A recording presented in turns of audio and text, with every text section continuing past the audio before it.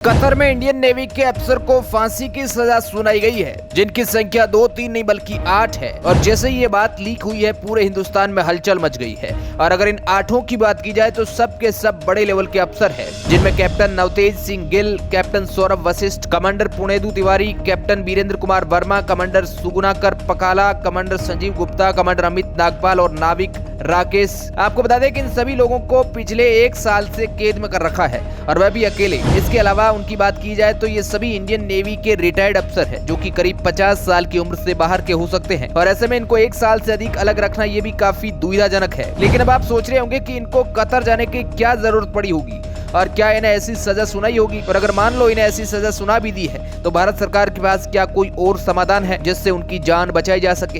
तो चलिए जानते हैं इन सभी सवालों के जवाब। इसलिए बने रहना इस वीडियो के एंड तक, आपको पूरा मामला समझाते हैं। दरअसल भारतीय नेवी के इन अफसर में काफी ज्यादा एक्सपीरियंस होता है, इसलिए इन्हें रिटायर होने के बाद विदेशी कंपनियां इन्हें हायर कर लेती है। यही वजह है कि ये कतर के एक निजी फर्म के लिए काम कर रहे थे। 1 साल पहले जब कतर सरकार ने इन सब को गिरफ्तार कर लिया, तब कतर और भारत सरकार ने आरोपों का खुलासा नहीं किया। लेकिन मीडिया रिपोर्ट में इससे जुड़ा बड़ा दावा सामने आया, जिसके मुताबिक इन लोगों को कतर की एडवांस पनडुब्बियों के बारे में इजराइल के लिए जासूसी करने का मामले में इन्हें सजा सुनाई है। इन पनडुब्बियों में ऐसी क्षमताएं हैं जिससे इनका किसी भी दूसरी सेना के लिए पता लगाना बहुत मुश्किल होता है। मतलब ये एडवांस टेक्नोलॉजी की पनडुब्बी बनाने वाली थी, जो कि इटली कतर को बनाकर देने वाला था।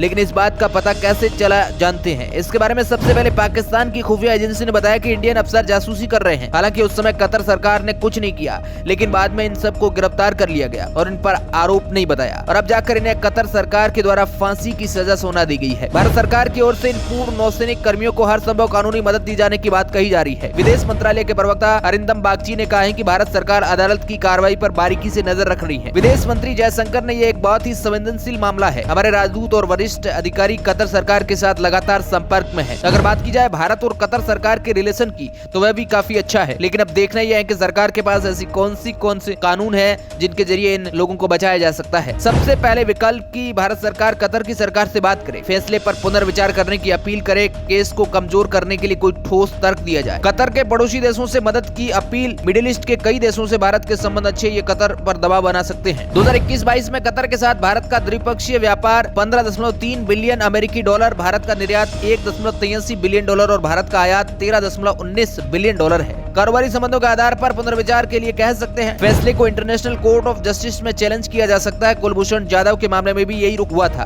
और भारत को राहत मिली थी। कतर में 25% आबादी भारतीय, अधिकतर लोग वहाँ बड़े पदों पर है। कतर की अर्थव्यवस्था में इतना बड़ा हिस्सा, इनके जरिए भी वहाँ के अधिकारियों पर दबाव बनाया जा सकता है। लेकिन अब देखना यह है, जो भारत सरकार कतर के न्यायालय द्वारा लिए गए अंतिम फैसले को वेट कर रहे हैं, और अगर उसमें कुछ ऐसा होता है तो भारत सरकार जरूर एक्शन ले सकती है। वैसे इसे लेकर आपको क्या लगता है? अपनी राय कमेंट के माध्यम से जरूर बताएं। Bureau report, R media network.